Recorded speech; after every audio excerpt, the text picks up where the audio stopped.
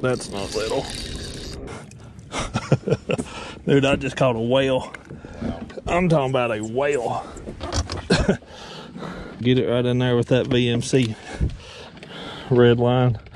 I'm talking about a whale, son.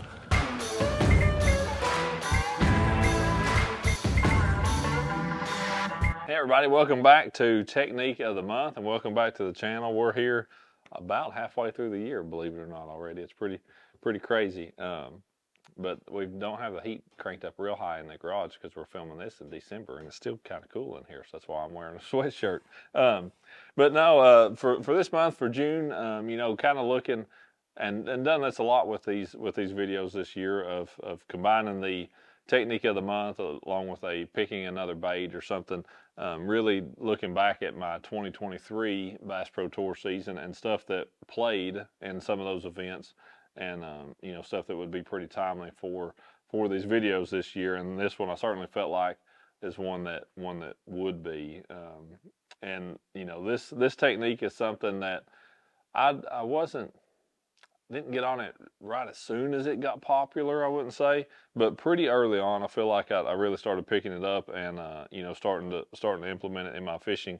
But that's a Neko rig, and I've just got the nail weight there loose so you can see it. But you know, a Neko rig, just taking a straight tail soft plastic bait most of the time, and taking that's the VMC weedless Neko hook and hooking it through there. That's the direction. That's what's funny. You know, it's kind of like hooking it wacky rigged, but you just pivot the hook to where it's actually in line with the worm.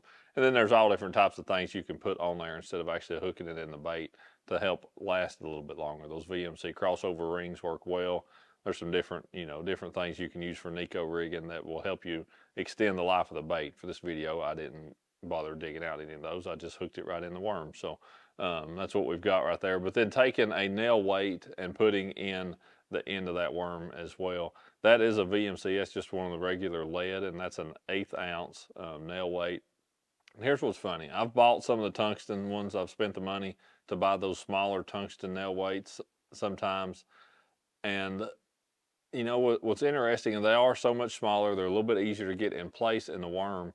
But you start catching a fish or two on it, and if you've got that crossover ring or something on there, and you know, you're able to save the worm, it starts getting a little bit of wear around that weight, and those fish will sometimes jump, and you'll keep the worm, but they'll sling your weight. When you're using a larger weight, because it's lead instead of it being tungsten, physically it's just larger for the same amount of weight, it actually stays put in that bait so much better. So if you got to use a ton of weight, you know, if you're trying to use a 1/4 ounce or something, yeah, you almost have to use tungsten. But up to an 1/8 of an ounce, I like lead, and they're a lot cheaper. They just stay in place in the bait a lot better. So just for a little tip as far as that goes, on the nail weight that you're actually putting in that worm. And then it even makes more sense when you go down to those smaller sizes. You know, a 1/16 ounce in a tungsten weight is really small. Man, it won't hardly stay in there at all. You know, 1/16 ounce nail weight for a lead is big enough it'll stay in place. But so that's the bait. That's the one we picked out.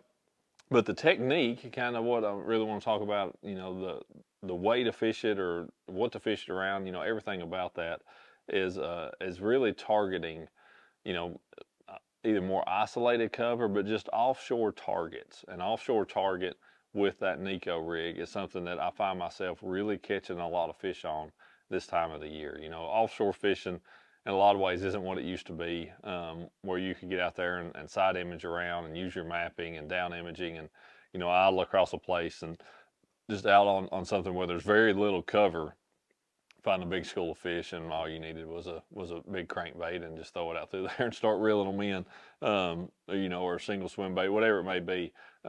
It used to be really easy to catch a lot of fish off of a place, and they were really easy to find. They didn't feel like they needed a piece of cover, it seems like.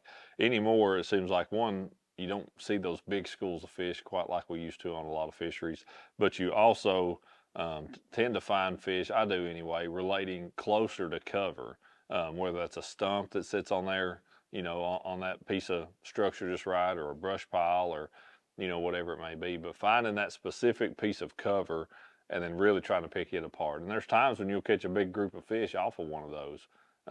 And that's something that I have done well with the Neko rig doing. That particular event at Guntersville last year when we were there, it was in May, but there were already some fish out on some offshore structure.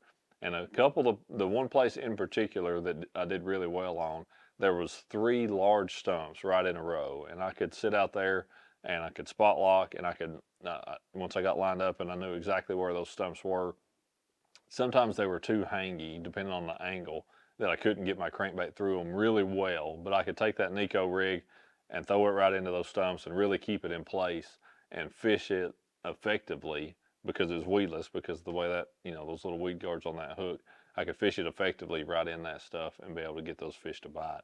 And that's what I like about that particular deal, is that it is weedless. I can fish it in a brush pile, I can fish it in a stump, and it not get hung up. And then that particular worm, that's that Bass Pro Magnum Finneck worm. I use it a lot. I will use a 5-inch Sticko. I'll use our Magnum Cuttail worm. But I like a bigger bodied bait. You know, a 5-inch Sticko is honestly about the smallest bait that I Neko rig much. But that worm and that Magnum Cuttail, those are both, you know, pretty good size baits, pretty good size worms that I like to use when I'm doing that Neko rigging out there. But it's very, what I'm talking about is finding a specific piece of cover, a specific target, and really trying to milk that with that worm, because it's maybe something that's just too hangy to fish a crankbait in again effectively, you know, and something that you really need to dissect really well. So get out there this summer, use your side imaging to find those places to start with. You know, find that key piece of structure, key piece of cover sitting on it, and you know, drop your waypoint on it, then come back around, use your 360 or your live to get lined up and make that perfect cast right into it. But those pieces of isolated cover that are out offshore can be where sometimes you'll catch a group of fish out of them. Other times it may just be 1 or 2, but it could really be those key fish that you absolutely need. And if you find a place like that, you pull up and you catch a fish or you catch 2, a lot of times you can leave that place, come back to it an hour later, and pick up another 1 or 2 as well. So that's the neat thing about those isolated pieces of cover. If it's one that's in a really good spot, it's going to continue to reload and more fish are going to come and set up on it. One final thing to kind of think about on it is just how any current may be hitting that particular spot. And if there is current washing across it, with this technique, I want to be bringing my bait with the current, or at least cross current, to be natural. I don't want to be fishing it upstream. I want to be fishing it, you know, with that current in some shape or form, or, you know, like I said, kind of even cross current, allowing it to drift across it. Make sure that you're paying attention to that, because it does have weight, but it's not a ton of weight to really hold it down there and keep it down if you're trying to fish it, you know, anything other than with the current in some direction. So just keep that in mind. And as far as the setup for that, it's my standard spinning rod setup, that Johnny Morris Platinum rod and reel. It's a 7-foot, 1-inch medium action, that size 30 spinning reel, 10-pound Bass Pro Hyper Braid. And for this deal, I typically start with a 12-pound XPS fluorocarbon leader. I'll go down to 10 if I think it's necessary, but usually on this deal, man, not fishing extremely clear water, you know, 3 or 4 feet of visibility maybe. 12-pound test seems to get the bites that I need to get, and then I've certainly got enough power to get them in the boat. So that's the setup for all my Neko rigging, regardless if it's 20 foot of water or 2 foot of water. That's what I'm going to be throwing my Neko rigs on. So definitely get out there this summer, find you those key pieces of cover, set up on them, try to catch you a big one.